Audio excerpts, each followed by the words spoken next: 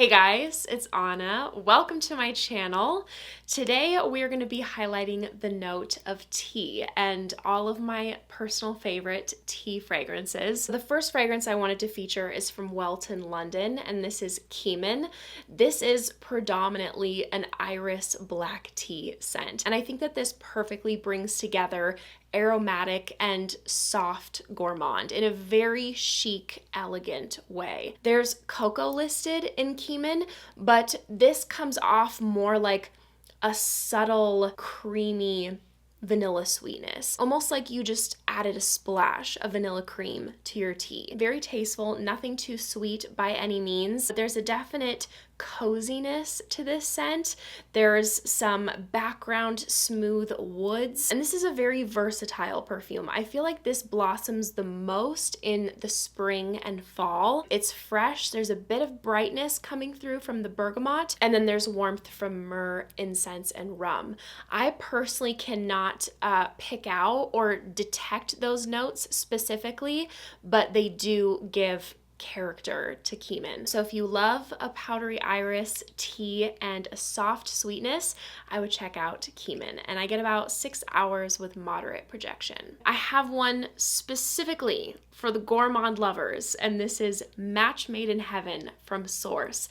And this is a matcha vanilla ice cream perfume. This is so creamy, smooth, and sweet. I think this is the perfect balance between the sweetness and the matcha. So you're not getting like an overdose of like an earthy or bitter matcha. It smells like matcha, truly, but then you have just the right amount of that creamy, sugary vanilla sweetness. There's also a powdered sugar note in here. It also has waffle cone, a creamy almond, and it feels like you're walking into a matcha shop. It smells like the mixed experience in the air of matcha ice cream, matcha lattes, matcha pastries. While this perfume does smell like matcha ice cream, it doesn't come off cold. It smells warm, so picture melted matcha ice cream. Really fun, delectable perfume, bomb indie fragrance right here. And I get all day wear with a moderate projection. I feel like this is my most girly girl recommendation, if you will, vanilla tea from Rirana. This is a really just playful, fun, joyful, fruity, creamy vanilla tea perfume. It screams spring, sundresses, and it makes me think of an afternoon tea party. The table is lined with an array of fruit. We have apricot, pear, blood orange. This smells like an apricot tea to me, and you added some vanilla cream. It's sweet, bright, playful. I feel like this is a really beginner-friendly fragrance, and I think this is a great recommendation for someone who enjoys tea, but they don't want anything too aromatic because there's a good dose of fruit and vanilla in here. There's a delicate honeysuckle background to this. There's ambrette, which is a delightful musky note, an easy reach perfume, and it never fails to give me a bit of a mood boost. I get about 6 hours with moderate projection. Then we have London Fog from Brant, and this was, of course, inspired by a London Fog latte. This is a perfumey version of a London Fog. It's not a true one-to-one, like this smells like a drink, but you have London Fog elements with an added prominent sandalwood to my nose. If you enjoy creamy sandalwoods, this is one to check out. This opens up with a blast of bergamot and Earl Grey tea. It's more citrusy than what you may expect, but it's not a linear wearing experience. As this dries down, these subtly sweet notes creep up. There's a creamed honey and vanilla.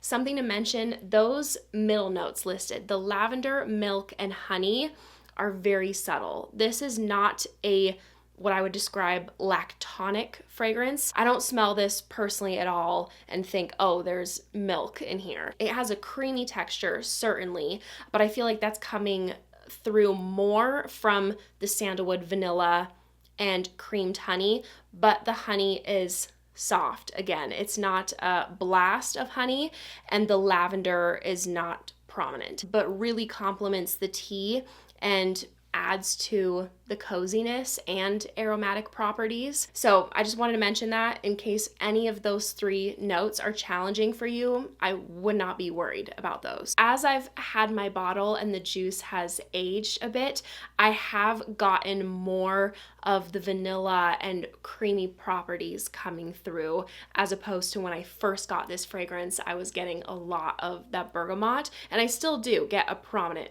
bergamot, but it has mellowed a bit since I've owned it. And the smooth, creamy sweetness that it has is just gorgeous.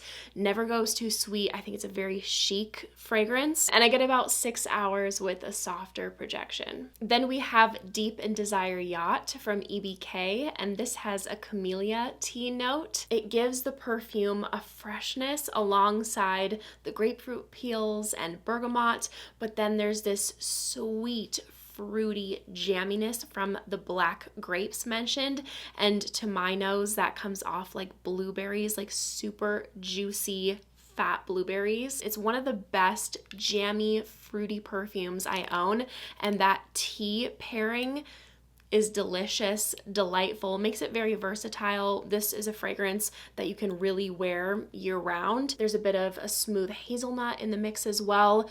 To me, this smells like blueberry muffins with a side of tea, but perfumey. It's not like overly bready experience by any means.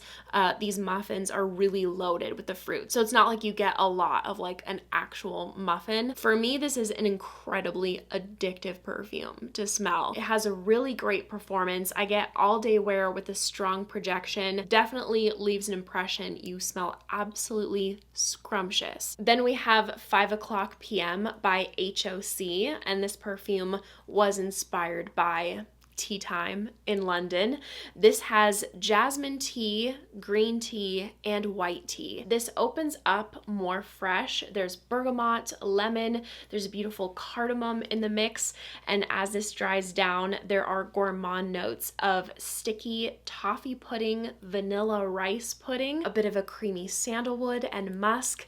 This is a lighter wearing fragrance, and these gourmand notes are soft. It's not dense or sugary, but it feels like having a bit of a sweet treat with your tea. I get about 4 hours with a soft projection. My personal favorite from this list, like tip top recommendation, is Casablanca from House of Beau, one of my all-time favorite perfumes, point blank period. This is an ethereal, aromatic white tea based scent. It has a natural fruity sweetness from fig, and it blends in so smoothly with these other notes that personally I'm not smelling this and getting like such an obvious fig in the way that I get fig from like Velocicos from Diptyque, for example. This has mineral notes listed, and that accord is made up of clary sage, cashmere musk, and tonka bean, and I do get that sage coming through and this smooth cashmere-like musk. That is the texture I would associate with this perfume. This is perfectly unisex. It has a clean, crisp, subtle smokiness. It's smooth, it's resinous. You have these notes adding depth and complexity, but it's not a dark scent by any means. Like there's oud and tobacco and suede listed. You don't need to be afraid of those notes. This is such a clean smelling scent. Casablanca, house of white ingredients, if you will. Man, does this smell luxe, sophisticated, rich. I haven't experienced anything like it. 10 out of 10. I get about 6-7 hours with moderate projection. And then we have 14 Isla Coco from Ledda. This is a very fresh, ultra citrusy tea perfume, but it also has florals and coconut milk.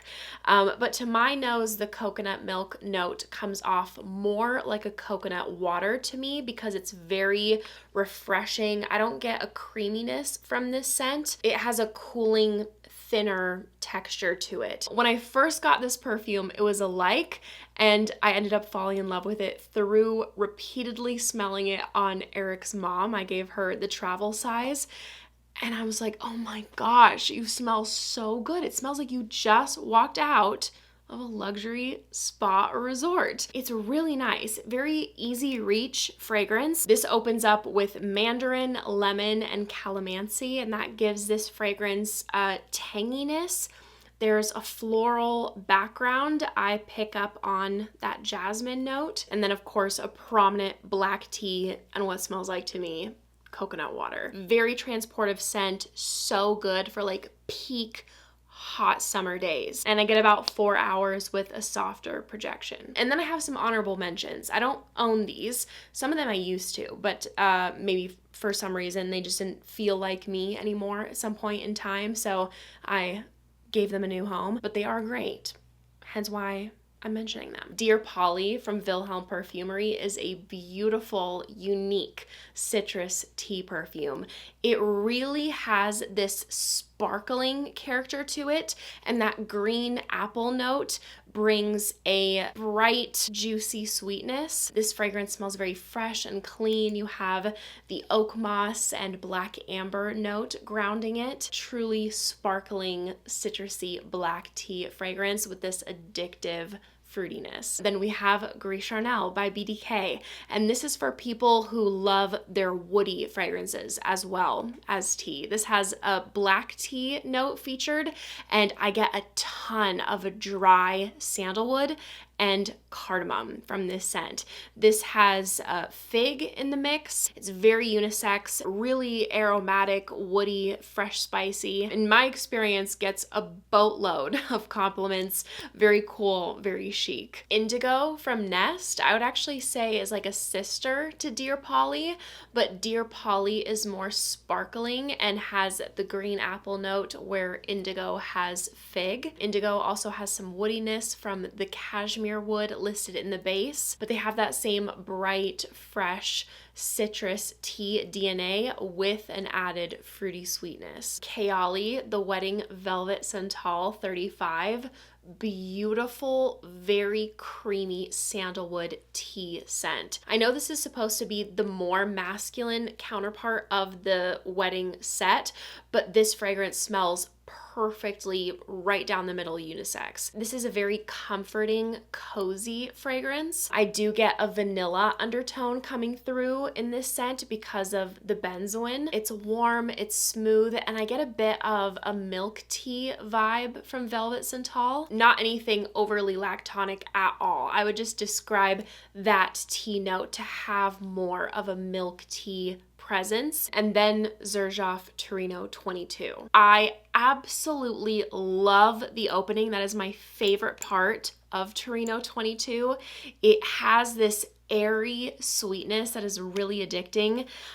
Saffron is very prominent in this scent, particularly in the opening, and the pairing with eucalyptus and bergamot is so nice. It's fresh. Eucalyptus, I feel, brings in a cooling factor, and as it dries down, the tea note really kicks in and becomes a main player. And although this has that airy sweetness in the opening, I find this very unisex. If you love the idea of a Baccarat Rouge 540 vibe mixed in with a fresh tea and eucalyptus, then I would give this a try. Thank you guys so much for watching. I hope you enjoyed. If you did, make sure to give this video a big thumbs up and make sure to subscribe down below if you haven't already. If you want to see me in any more videos, I'd appreciate it so much. I hope you guys are having a great day and hope to see you in my next video. Bye.